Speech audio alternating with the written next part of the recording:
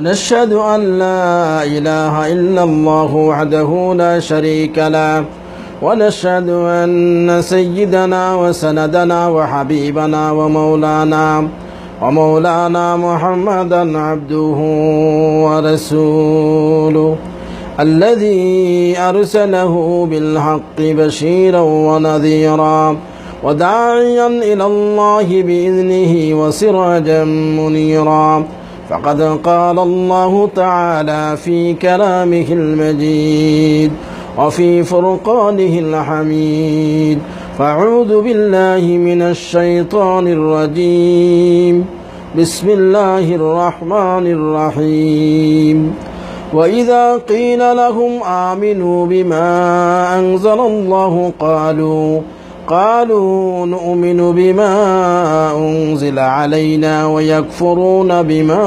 وراءه وهو الحق مصدقا لما معهم قل فلم تقتلون أنبياء الله من قبل إن كنتم مؤمنين إلى آخر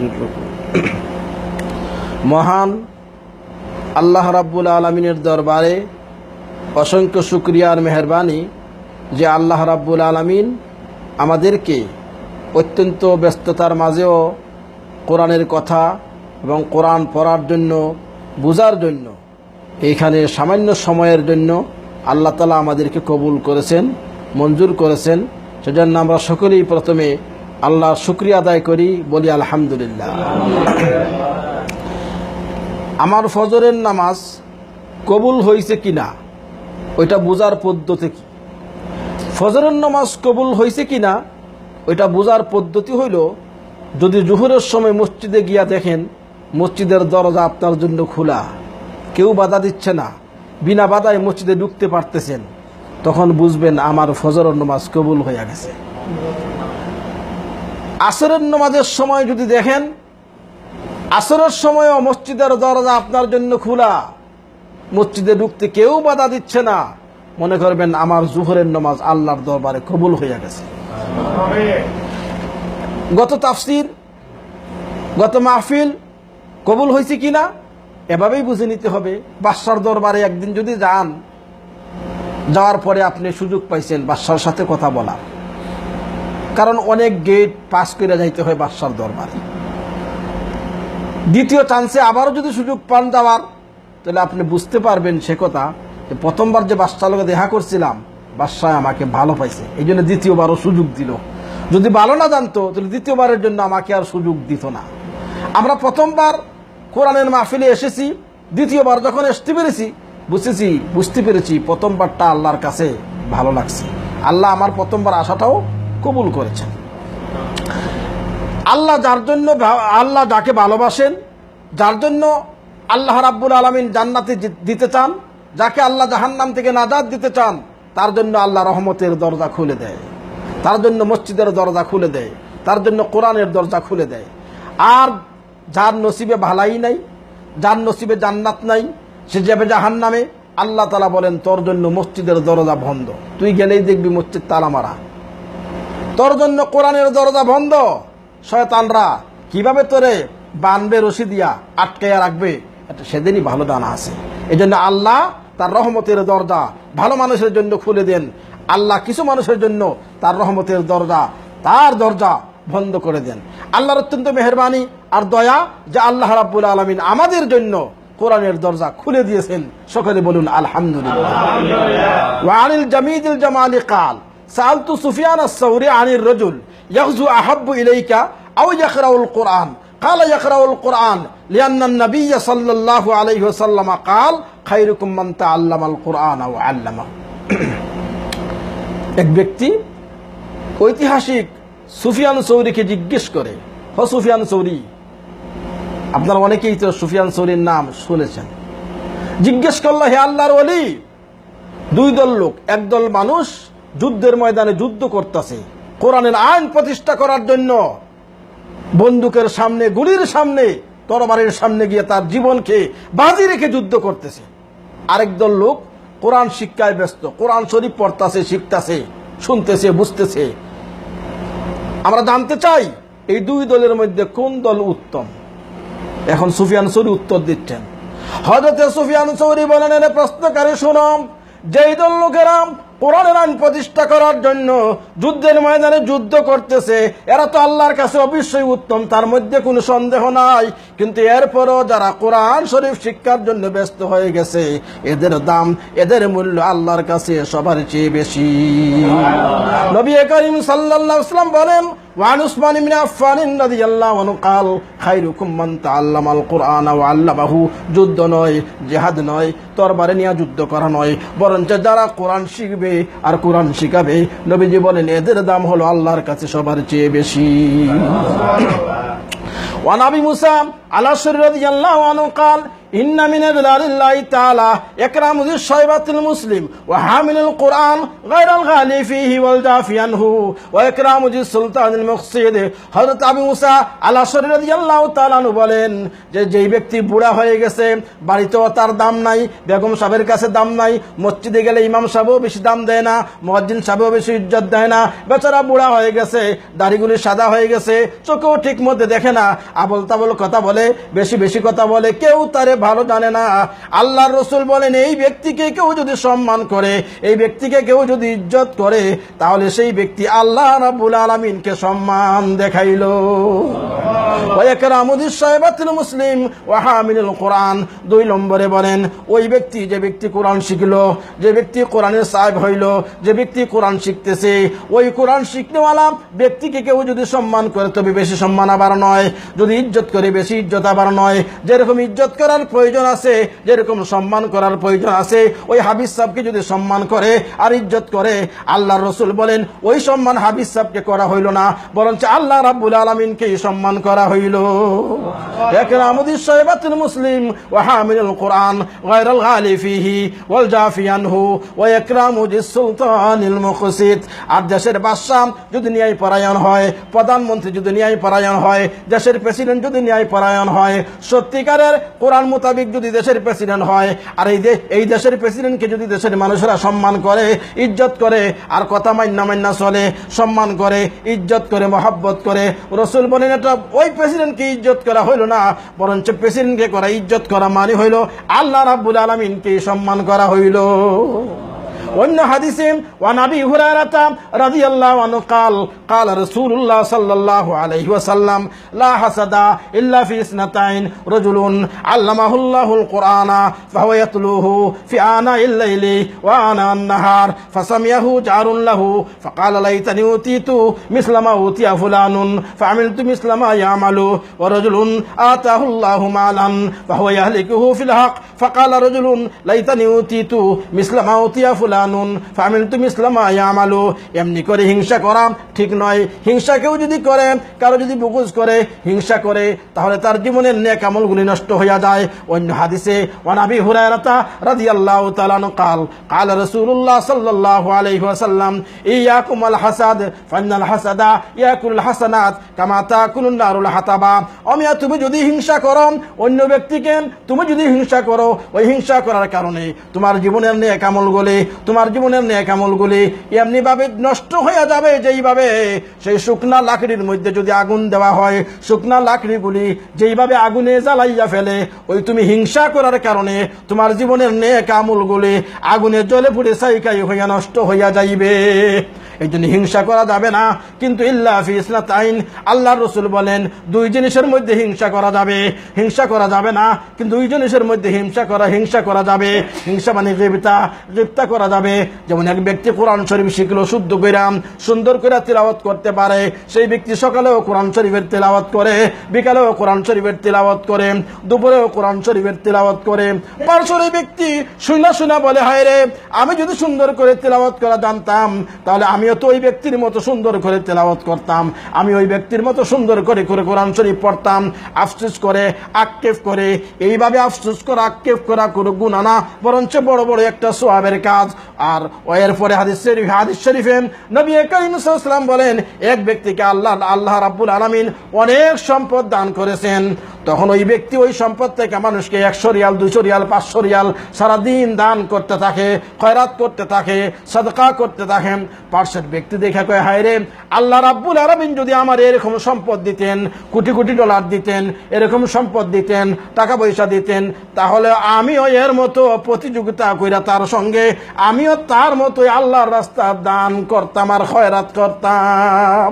এই দুই জিনিসের মধ্যে হিংসা করা যায়। আরেকটা হাদিসের তর্জমা করেই আমি তাফসীরের দিকে যাচ্ছি। وعن ابن مسعود رضي الله عنه قال قال رسول الله صلى الله عليه وسلم اقرأوا القرآن فإن الله لا يعذب قلبا الذي هو القرآن وإن هذا القرآن معذبة الله فمن دخل فيه فهو آمن ومن أحب القرآن فليبشر। হযরত আব্দুল্লাহ ইবনে মাসউদ রাদিয়াল্লাহু তাআলা বলেন, ও দুনিয়ার মানুষেরা, নবী করিম সাল্লাল্লাহু আলাইহি ওয়াসাল্লাম ইরশাদ করেন, নবী করিম সাল্লাল্লাহু বলেন, যারা কোরআন শরীফকে ইকরাউল কোরআন, তোমরা কোরআন শরীফকে বেশি বেশি কইরা পড়ো। ইকরাউল কোরআন, তোমরা কোরআন শরীফকে বেশি বেশি কইরা পড়ো। ইকরাউল কোরআন ফাইন্নাল্লাহা লা ইউআযিবু কালবান আল্লাযী ওয়াল কোরআনা। নবী করিম সাল্লাল্লাহু আলাইহি ওয়াসাল্লাম বলেন, যারা কোরআন শিখছে, কোরআনের উপর আমল করে, কোরআন লইয়া চলে, ওই ব্যক্তিদেরকে কিয়ামতের ময়দানে তাই ইন্নাল্লাহ ইকরাউল কোরআনা ফাইন্নাল্লাহা লা ইউআযিবু কালবান আল্লাযী ওয়াল কোরআনা। যারা কোরআন শরীফ শিখলো আর কোরআন শরীফ বুঝলো, কোরআন শরীফ পড়লো, কোরআন মোতাবেক তার জীবন গড়লো, লা ইউআযিবু কালবান, কিয়ামতের মাঠে আল্লাহ রাব্বুল আলামিন তাদের অন্তরকে জাহান্নামের আগুন দিয়া জ্বালাইবে না। ইকরাউল কোরআনা ফাইন্নাল্লাহা লা ইউআযিবু কালবান আল্লাযী ওয়াল কোরআনা ওয়া ইন্না হাযাল কোরআনা মাদাবাতুল্লাহ। আল্লাহ নবী বলেন, কোরআন শরীফটা হলো আল্লাহর দস্তরখান, কোরআন শরীফটা হলো আল্লাহর দস্তরখান। ওই দস্তরখানার মধ্যে যে শামিল হইয়া যাইবে, দুনিয়ার বিপদ আপদ থেকে সে রক্ষা পাইবে, আর পরকালে যত আযাব আর গজব আছে সে আযাব গজব থেকে সে রক্ষা পাইয়া যাইবে। ওমান আহাব্বাল কোরআনা, নবী করিম সাল্লাল্লাহু আলাইহি ওয়াসাল্লাম বলেন, যারা কোরআনকে মহব্বত করে, যারা কোরআনকে ভালোবাসে, ফালিউবশির, ও দুনিয়ার মানুষেরা, তোমরা তাদেরকে শুভ সংবাদ দাও, তাদেরকে বেহেশতের শুভ সংবাদ দাও। যারা কোরআনকে মহব্বত করে তাদেরকে বেহেশতের শুভ সংবাদ দাও। এটা হলো হাদিসের ইবারত। এখন আপনাদের কাছে আমার জিজ্ঞাসা, আপনারা সকলেই কি কোরআনকে মহব্বত করেন? তাহলে রাসূল বলতেছেন ফালিউবশির, অর্থাৎ সবাইকে বলতেছেন যারা কোরআন শরীফ মহব্বত করে তাদেরকে আপনারা শুভ সংবাদ দেন। আপনারা মানে আমিও তো একজনের মধ্যে, তাহলে আপনাদেরকে শুভ সংবাদ দিচ্ছি, আপনারা সবাই বেহেশতে বলুন আলহামদুলিল্লাহ। কারণ নবীজি বলছেন ফালিউবশির, সমস্ত বক্তা, খতিব, ওয়াইজ যারাই আছেন তাদেরকে রাসূল বলতেছেন ফালিউবশির, ও বক্তা দুনিয়ার, ও দুনিয়ার খতিবারাম, ফালিউবশির, তাদেরকে তোমরা বেহেশতের শুভ সংবাদ দাও। সেই জন্য আপনারা কোরআনের বৈঠকে আসেন, কোরআনের বৈঠকে বসেন, কোরআন মোতাবেক আমল করেন, আপনারা বেহেশতি বলেন আলহামদুলিল্লাহ। তাহলে কোরআন দিয়ে আমরা জীবন গড়ব, কোরআন পড়ব, কোরআন দিয়ে আমাদের জীবন গড়ব, কোরআন অনুযায়ী আমরা চলব। এখনই আপনাদের সামনে সরাসরি কিছু তাফসীরের আলোচনা করেই আমি সমাপ্তির দিকে চলে যাব। আগেই বলেছিলাম যে বনী ইসরাইলের আলোচনা চলতেছে। কোরআন শরীফের মধ্যে বিভিন্ন কিচ্ছা কাহিনী বলা হয়, উদ্দেশ্য কিচ্ছা নয়। আমি আরেকদিন বলেছি কিচ্ছা বলা হয় উপদেশ হাসিলের জন্য, সবক হাসিলের জন্য। এখানে বলা হইতেছে ওয়াইদা কিলা লাহুম আমিনু, এবং যখন ইহুদিদেরকে বলা হইতো আমিনু, তোমরা ঈমান আনো, বিমা আনজালাল্লাহ, ওই জিনিসের উপরে যেগুলি আল্লাহ রাব্বুল আলামিন নাজিল করেছেন। কালু, তারা বলতো নুমিনু বিমা উনজিলা আলাইনা, আমরা ঈমান আনবো ওই সমস্ত বিষয়ের উপরে, ওই সমস্ত জিনিসের উপরে যেগুলি আমাদের উপরে নাজিল হয়েছে। ওয়ায়াকুফুরুনা বিমা ওয়ারাহু, এবং তারা কুফরি করত ওই তাদের উপরে যেগুলো নাজিল হয়েছে এগুলা বাদ দিয়া যত আছে সবগুলোর সাথে তারা কুফরি করত। ওহুয়াল হাক্কু, অথচ কোরআন এটা হলো সত্য, মুসাদ্দিকান, এবং সত্যায়ন করে, লিমা মাহুম, যাহা তাদের কাছে আছে।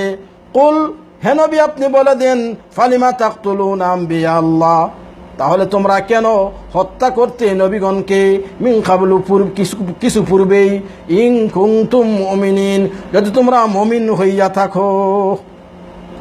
ইহুদিদেরকে যখন বলা হইতো আল্লাহর রসুলের যুগের কথা বলা হচ্ছে, আল্লাহর রসুলের যুগে ইহুদি যারা ছিল, মুসা আলাইহিস সালামের কিতাব তাওরাত যারা মানত, তাদেরকে যখন বলা হইতো তোমরা এই কোরআনের উপরে ঈমান আনো, তখন তারা বলতো আমরা ঈমান আনবো তাওরাতের উপরে, এই কোরআনের উপরে আমরা ঈমান আনবো না। কেন? তো কোরআন তো আমাদের বংশের কোনো ব্যক্তির উপরে নাজিল হয় নাই, তাওরাত নাজিল হয়েছে আমাদের বনি ইসরাইলের গোষ্ঠীর উপরে, আর এই কোরআন আমাদের বংশের কারো উপরে নাজিল হয় নাই, এটা নাজিল হয়েছে মুহাম্মদ ইসলামের উপরে, অন্য বংশের লোক। এই জন্য আমরা যেই বংশের লোক, আমাদের বংশের উপরে যে তাওরাত নাজিল হয়েছে ওইটা আমরা মানি, আর যেটা অন্য বংশের লোক মুহাম্মদ ইসলামের উপরে নাজিল হয়েছে ওইটা আমরা মানি না। তাহলে তারা মানা না মানা কিসের উপরে নির্ভর করলো? যে আমাদের বংশের না, এই জন্য আমরা কি করবো না, মানবো না। আচ্ছা, আমাদের বংশের না মানবো না, আসলে তাদের বলা উচিত ছিল যে যেটা সত্য আমাদের বংশের হোক আর না হোক সেটা আমি মানবো। আল্লাহ বলেন ওহুয়াল হক, কোরআন শরীফ সত্য। উচিত ছিল তাদের সেই কথা বলা যে যেই জিনিস হক, যেটা সত্য, দলিলের মাধ্যমে ওইটা আমরা মানবো। দলিল দিয়ে প্রমাণ করা হোক কোনটা সত্য, তাওরাত সত্য না কোরআন শরীফ সত্য, না দুটোটাই সত্য। দলিল প্রমাণের মাধ্যমে প্রমাণিত যেটা হবে সত্য সেটা আমরা মানবো, ওইটা ছিল তাদের উচিত কথা, যুক্তিসঙ্গত কথা। কিন্তু তা না বললাম, তারা বলল আমাদের বংশের লোকজনের উপরে যখন ওইটা নাজিল হয়েছে না আমরা ওইটা মানবো না। তো এটা কি বোঝা যায়? হিংসা বোঝা যায় না? এটা হিংসা। তাহলে তারা কোরআনকে মানলো না, কোরআনকে তারা মানলো না, এক নম্বর কারণ হলো তাদের মধ্যে কি? হিংসা। যে আমাদের বংশের লোক না, আমরা কেন মানব? মুসাদ্দিকাল লিমা মাআহুম, আল্লাহ বলেন এই কোরআন শরীফ তাদের তাওরাতকে সত্যায়ন করে। লিমা মাআহুম অর্থাৎ তাওরাতের মধ্যে এই কথা ছিল যে আখির জমানার একজন পয়গম্বর আসবেন, নবী আসবেন, যেই পয়গম্বরের নাম হবে মুহাম্মদুর রাসূলুল্লাহ সাল্লাল্লাহু আলাইহি ওয়াসাল্লাম। আখির জমানায় ওই নবীর উপরে যে গ্রন্থ নাজিল হবে সেই গ্রন্থের নাম হবে কোরআন শরীফ। ওইটা তাদের কিতাবের মধ্যে কি ছিল। এখন তারা যে বলতেছে আমরা তাওরাত বিশ্বাস করি, তাহলে এই যে দুই কথা, এই দুই কথা তাদের কিতাবে ছিল, তাহলে তারা বলে তাওরাত বিশ্বাস করি, এই কথা কি ঠিক হইল না বেঠিক? বেঠিক। কেননা যদি বিশ্বাস করি বলে তাহলে ওই কথাও তো আছে, এই কথা তো মানার দরকার ছিল। তাহলে তো কিছুটা বিশ্বাস করলো, কিছুটা বিশ্বাস করলো না। তাহলে তারা আসলে সত্যবাদী না মিথ্যাবাদী? মিথ্যাবাদী। তারা যে বলতেছে আমরা তাওরাত বিশ্বাস করি, এই কথাটা তাদের সত্য না। কারণ বিশ্বাস করলে কোরআনকে বিশ্বাস করা লাগে, যেহেতু কোরআনের কথা ওইখানে আছে, মুহাম্মদ সাল্লাল্লাহু আলাইহি ওয়াসাল্লামের কথা ওইখানে আছে। অর্থাৎ তারা তাওরাতই আসলে বিশ্বাস করে না। যদি তাওরাতকে বিশ্বাস করত তাহলে নবীকেও মানত, কোরআনকেও মানত, আল্লাহ তাদেরকে কাফিরও বলতেন না। মুসাদ্দিকাল লিমা মাআহুম, এরপর আল্লাহ একটা কথা বলতেছেন, কুল ফালিমা তাকতুলুনা আম্বিয়া আল্লাহ, তোমরা যদি সত্যিকারই তাওরাতের উপরে তোমাদের ঈমান থাকে, আল্লাহর প্রতি ঈমান থাকে, মুসা ঈসা আলাইহিস সালামের উপর ঈমান থাকে, লিমা তাকতুলুনা আউলিয়া আল্লাহ, তোমরা নবীদের কেন হত্যা করলা? নবীদেরকে তোমরা কেন হত্যা করলা? ইহুদিরা, ওদের মধ্যে জাকারিয়া আলাইহিস সালাম আরো কয়েকজন নবীকে তারা হত্যা করেছে। মুহাম্মদ ইসলামের যুগের যে ইহুদি ছিল ডাইরেক্ট এরা হত্যা করে নাই, তাদের আগের লোকেরা হত্যা করছে। কিন্তু এই লোকেরা হেদের দলীয় লোক, মানে হয় হেদেরকে সমর্থন দেয়। সবাই তো আর বিএনপি করে না, গর্বইসা করে, মিটিংয়ে যায় না, কোথাও যায় না, গর্বইসা দলীয় লোক। এই নবীর যুগে যে ইহুদিরা ছিল এরা হলো দলীয় লোক, কিন্তু ওরা নবীরা হত্যা করে নাই, নবীকে হত্যা করছে তাদের আগে। ওই মুসা আলাইহিস সালামের সময়, ঈসা আলাইহিস সালামের সময় আগে যে ছিল ইহুদি, হেরা হত্যা করছে। কিন্তু এরা হেদেরকে সমর্থন করত, মানতো যে না হেরা ঠিকই করছে, নবীরা হত্যা করছে, ঠিকই করছে। এই জন্য আল্লাহ এদেরকে বলতেছেন যে তোমরা সত্যিই যদি তাওরাতকে বিশ্বাস করে থাকো, আল্লাহকে বিশ্বাস করে থাকো, লেমা তাকতুলুনা আম্বিয়া আল্লাহ, তাহলে নবী, আল্লাহর নবীদেরকে তোমরা কেন হত্যা করলা? এর অর্থ হলো আল্লাহ বলতে চাই সে কথা যে তোমরা যদিও নবীকে হত্যা করো নাই, তোমাদের মুরব্বীরা হত্যা করছে, যাদেরকে তোমরা মুরব্বী মানো, যাদেরকে তুমি নেতা মানো, যাদেরকে তোমার কর্তা মানো, যাদেরকে তোমার এমপি মানো, তারা হত্যা করছে, তোমরা তো সমর্থন করো। তো তোমরা যদিও হত্যা করো, ডাইরেক্ট ইনডাইরেক্ট তোমরাই করছো, অতএব তোমরা নবী হত্যাকারী নবীদেরকে মারছো, এরপরও তোমরা বলতেছো আমরা কি আল্লাহর প্রতি ঈমান আনি, রসুল আমাদের ঠিক আছে। ওই কথা কি ঠিক হইল? তোমরা যদি সত্যি আল্লাহর প্রতি ঈমান হয়, নবীকে তোমরা কেন হত্যা করলা? একথাই বুঝাইতে চায় আল্লাহ তাআলা যে নবীকে যারা হত্যা করেছে, নবীদেরকে যারা মারছে, তারা কোনোদিন মুসলমান হইতে পারে না। কারণ মুসলমানের কোনোদিন নবী মারবে নবীদেরকে মেরে ফেলবে? তো নবীদেরকে কোনো মুসলমান মারতে পারে না। আল্লাহ বলেন, ইহুদিরা তোমরা যে বলতেছো তাওরাতের উপরে ঈমান আছে, তোমরা মুসলমান, তোমরা ভালো মানুষ, কখনো না তোমরা মুসলমান দাবি করতে পারো না, কারণ তোমরা নবীদেরকে কি করছো? হত্যা করেছো। আম্বিয়া আল্লাহ। এখন আমাদের যুগে তো আর নবী নাই, এখন আমাদের যুগে নবী আছে? আমাদের যুগে তো আর নবী নাই। তাহলে আমাদের যুগে আছে কি? আলিম উলামা। আমাদের যুগে কি আছে ভাই? আলিম উলামা। নবী নাই কিন্তু নাইবে নবী, আলিম উলামা। তাহলে নবীর যুগে নবীকে হত্যা যদি কেউ করেন, আল্লাহ বলেন সে মুসলমান দাবি করার অধিকার রাখে না। তো নবীর যুগে যারা নবীকে হত্যা করবে, সে মুসলমান দাবি করার অধিকার রাখে না। যেই যুগে নবী নাই, হক্কানি আলিম আছে, হক্কানি আলিমদের উপরে আলিমদেরকে যারা হত্যা করবে, তারাও মুসলমান দাবি করার অধিকার রাখে। তারা বুঝতেছেন আপনারা? নবীর যুগে যারা নবীকে হত্যা করবে, এটা আল্লাহ বলে দিলেন যে তারা মুসলমান দাবি করার অধিকার রাখে না। যেই যুগে নবী নাই, আলিম আছেন, আলিমের যুগে যেই যুগে আলিমদের যুগে যারা আলিমদেরকে হত্যা করবে, এরা মুসলমান দাবি করার অধিকার রাখে না। ওয়ালাকাদ জাকুম মূসা বিল বাইনাত, এবং নিশ্চয় তোমাদের কাছে মূসা আলাইহিস সালাম আসলেন প্রমাণাদি নিয়ে। সুম্মা ইত্তাখাযতুমুল ইজলা, পুনরায় তোমরা গবৎসকে আঁকড়ে ধরলা। মিন বাদিহি, মূসা আলাইহিস সালাম আসার পরে, ওয়া আনতুম যালিমুন, আসলে তোমরা ছিলে অত্যাচারী। মূসা আলাইহিস সালাতু ওয়াস সালাম যখন উনার কওমের কাছে আসলেন, এতে বনি ইসরাইল তাওরাত নিয়ে যখন আসলেন, উনার ছিল অনেক ঢালাইল। যেমন উনি কোন কবরে দাঁড়াইয়া যদি বলতেন, কুম বিজনিল্লাহ, হে মুর্দা তুমি আল্লাহর হুকুমে দাঁড়াইয়া দাও, তখন কবর থেকে ওই মৃত ব্যক্তি সঙ্গে সঙ্গে উনার সামনে দাঁড়াইয়া দিতেন। এটা একটা মর্যাদা ছিল উনার। এরকম উনি জন্ম অন্ধ ব্যক্তির চোখে হাত দিলে ওই বেচারার অন্ধত্ব দূর হয়ে আসে, ব্যক্তি ভালো হয়ে যেত। সেই নীল দরিয়ার মাঝখান দিয়ে উনি দৌড় দিছে, নীল দরিয়ার পানি দুই দিকে সইরা গেছে, উনি মাঝখান দিয়ে চলে গেলেন। এত কিছু বাইয়িনাত, এত দলাইল মূসা আলাইহিস সালামকে দিয়ে আল্লাহ তাআলা পাঠালেন। কিন্তু মূসার উম্মতেরা কি করলো? উনার উম্মত যারা বনি ইসরাইল, তারা কি করলো? উনি কিছু লোকজন নিয়ে তুর পাহাড়ে চলে গেলেন, আল্লাহর কাছ থেকে কিতাব নিয়ে আসবেন, ওহী নিয়ে আসবেন। উনাদেরকে বললেন তোমরা তৌহিদের উপরে থাকো, আমরা যেতেছি তুর পাহাড়ে। উনারা কি করছে? উনাদের মধ্যে একজন ছিল আবার পণ্ডিত। ওই পণ্ডিতের জিবরাইল আলাইহিস সালাম যে আসা যাওয়া করতেন, ওইটা সে ফলো করছে। ওই জিবরাইল আলাইহিস সালাতু ওয়াস সালামের পায়ের নিচ থেকে একটু মাটি সে পকেটে রেখে দিয়েছে। মূসা আলাইহিস সালাম যখন তুর পাহাড়ে চলে গেলেন, সে সুন্দর করে একটা মাটি দিয়া সুন্দর করে একটা গাভী বানাইছে, গরুর বাচ্চা বানাইছে। বানাইয়া ওই যে মাটি রাখছিল জিবরাইলের পায়ের নিচের, ওই মাটিটা গাভীর ভিতরে দিছে, ওই বাচ্চার ভিতরে দিছে। বাচ্চা জীবিত হয়ে গেছে। এখন বাচ্চা দৌড়ায়, হাম্বা হাম্বা করে, ফালায় কুদায়। ওরা কই সর্বনাশ, মাটির তৈরি গরুর বাচ্চা, আর এইটাই হাম্বা হাম্বা করে দৌড়ে ঘাস খায়। তাহলে এইটাই মনে হয় আমাদের আসল খোদা। ওই মূসা আলাইহিস সালাম তুর পাহাড়ে চলে গেলেন, আর এইখান দিয়া তারা ওই গাভীর বাচ্চা বানাইয়া ওইটার এই তারা ভগবান বানাইয়া ভগবান নমস্কার, ভগবান নমস্কার, ভগবান নমস্কার করতেছে। মূসা আলাইহিস সালাম আইসা দেখেন অবস্থা তো খারাপ। উনি হেদায়েত নিয়ে আইছেন, আইসা দেখেন এরা তো ভগবান নমস্কার, এই গাভীর বাচ্চারে তারা পূজা করতেছে। এই ছিল মূসা আলাইহিস সালামে অনেক দলিল নিয়ে আসলেন, কিন্তু এরা গাভীর পূজা করতে শুরু করলো। এখন হইতে পারে এই কথা কেউ বলতে পারে যে উনি কেন গাভীর পূজা উনি কেন করবে? ওরা গাভীর পূজা কেন করলো? যেহেতু উনি একজন পয়গম্বরের সহবতের কারণে ওদের তো ঈমান অনেকটাই ভালো হয়েছে, কিন্তু গাভীর পূজা উনি কেন করতেছে? ওরা কেন করলো? এই জন্য করলো গাভীর পূজা যে তারা তো নবীর সহবতে ঠিকই ছিল, কিন্তু আসলে তাদের মূলত তাদের জড়ের মধ্যে কুফরির কিছু মহব্বত, কুফরির কিছু গুনার কিছু মহব্বত রয়ে গেছে। তারা ফাঁকে ফাঁকে কিছু গুনাহ করত। ওই গুনাহ করার কারণে তাদের অন্তরের মধ্যে নেক আমলের প্রতি একটা পর্দা, যে হেজাব ঘিসাওয়া, এই পর্দা পড়ে গেছে। কারণ অনেকে আমাদের দেশে বলে ভাই গুনাহ টুনা কইরা লই, লাস্টে একসাথে তওবা কইরা ভালো কইরা মুসলমান হয়ে যামুগা, এরকম অনেকেই বলে।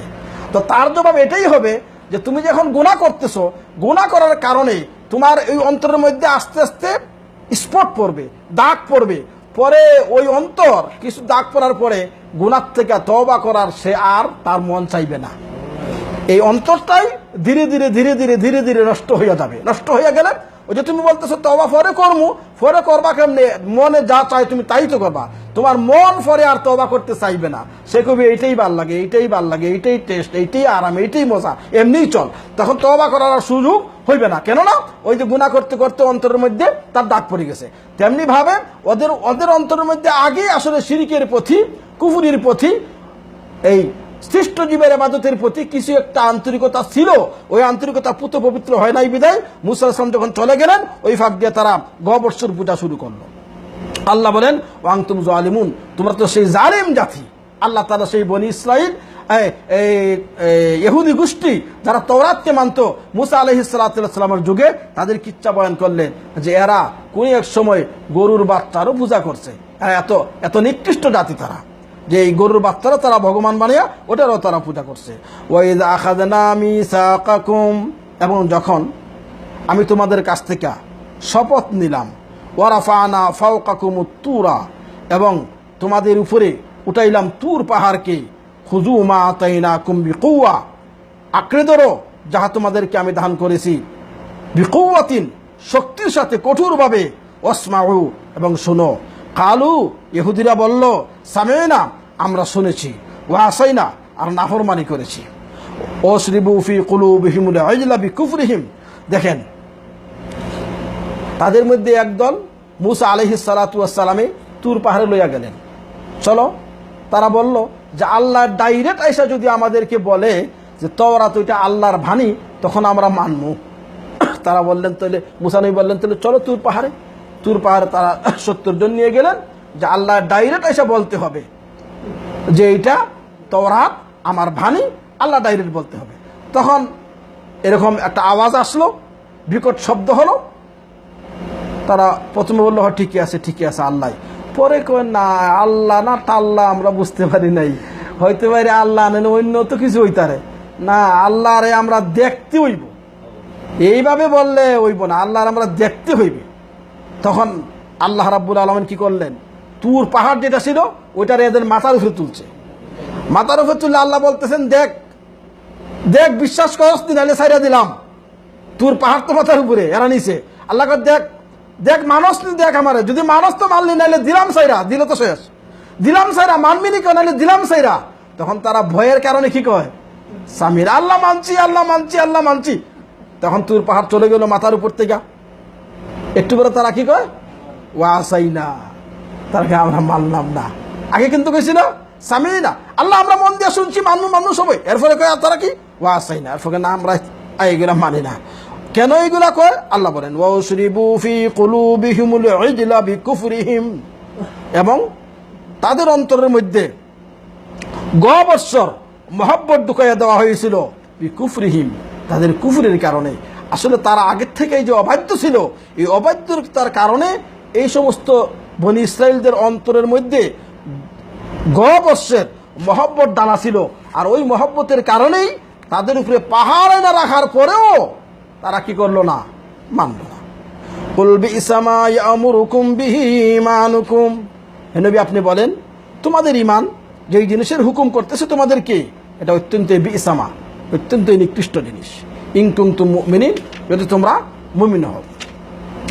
কুল ইন কানাত লাকুমুদ দারুল আখিরাতু ইনদাল্লাহি খালিসাতাম মিন দুনিন নাস ফাতামান্নাউল মাউতা ইন কুনতুম সাদিকিন। কুল, হে নবী বলে দেন, ইন কানাত লাকুমুদ দারুল আখিরা, তোমাদের জন্য যদি হয় পরকালের বাসস্থান, ইনদাল্লাহ, আল্লাহর কাছে, খালিসাতান, বিশেষ করে, মিন দুনিন নাস, অন্যান্য লোক বাদ দিয়া, খালি তোমাদেরই, ফাতামান্নাউল মাউতা, তাহলে তোমরা তমন্না করো, আরজু করো, আকাঙ্ক্ষা করো মৃত্যুর, ইন কুনতুম সাদিকিন, যদি তোমরা সত্যবাদী হইয়া থাকো।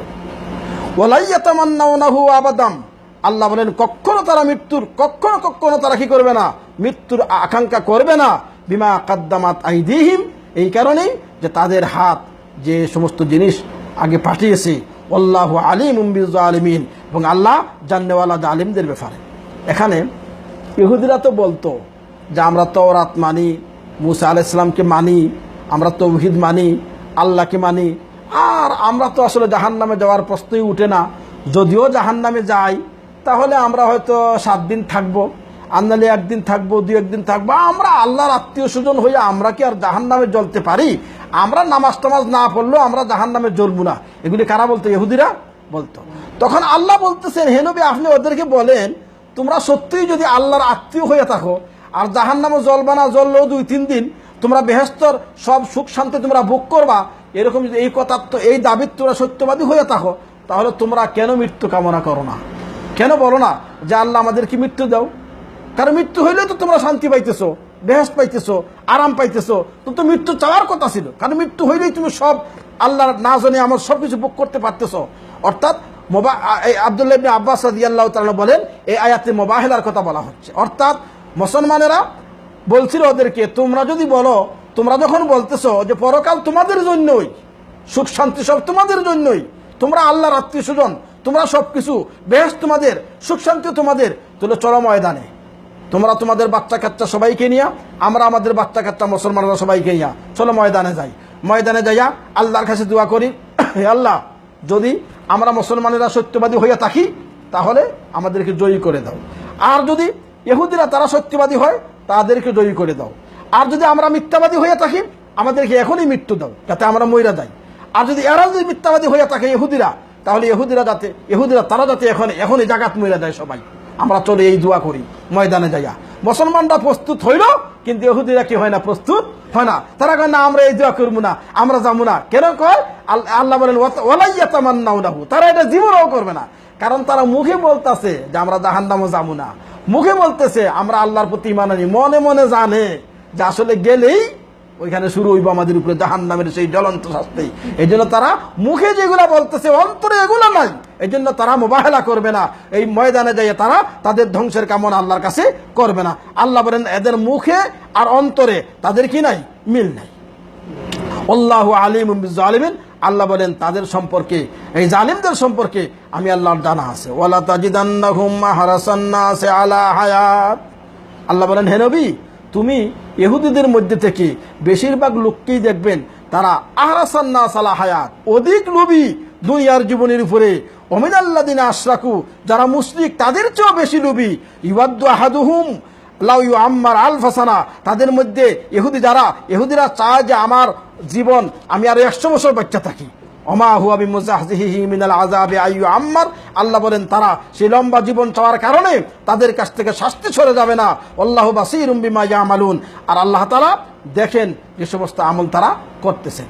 তাহলে এখানে সেই বনি ইসরাঈলদের এই ইহুদি যারা তাওরাতকে মানত, তাদের কথা আল্লাহ বললেন যে এরা আসলে মিথ্যুক, এরা আসলে বেঈমান, এরা আসলে কাফির। কারণ তারা নবীদেরকে হত্যা করেছে, আর তারা বলে যে আমরা তাওরাতকে মানি, আসলে তারা তাওরাতকেও মানে না। তাওরাতের মধ্যে আছে নবী মুহাম্মদ হক, আখির জামানার নবী হক, কোরআন সত্য। তাওরাত আসলে তারা মানে না, মানলে তারা এটাকে করতো, বিশ্বাস করতো কোরআন সত্য। এরা হলো মিথ্যাবাদী। আর যদি মিথ্যাবাদী যারা না হইতো তাহলে তারা এত লম্বা জীবন চাইতো না, তারা অনেক লম্বা লম্বা জীবন চায়। কেন? তারা আসলে বুঝে এটা যে আমরা মরলেই তো জাহান্নামে যাইমু, এই জন্য যা বাচ্চা থাকতে পারি এটাই আমাদের কি লাভ। এই জন্য তারা লম্বা লম্বা জিন্দগি বাঁচতে চায়। আল্লাহ বলেন লম্বা জীবন বাঁচলে কি হইবে? বাঁচলেও সেই জাহান্নামের জ্বলন্ত আগুন থেকে তারা পলাইতে পারবে না, বাঁচতে পারবে না। যখনই তারা মরবে তখনই তাদেরকে সেই জাহান্নামের জ্বলন্ত আগুন তাদেরকে ভোগ করতে হবে। আল্লাহ আমাদের সকলকে কোরআনে কারীম বুঝার তৌফিক দান করুন। ওয়া আখিরু দাওয়ানা আনিল হামদুলিল্লাহি রাব্বিল আলামিন। আস্তাগফিরুল্লাহ।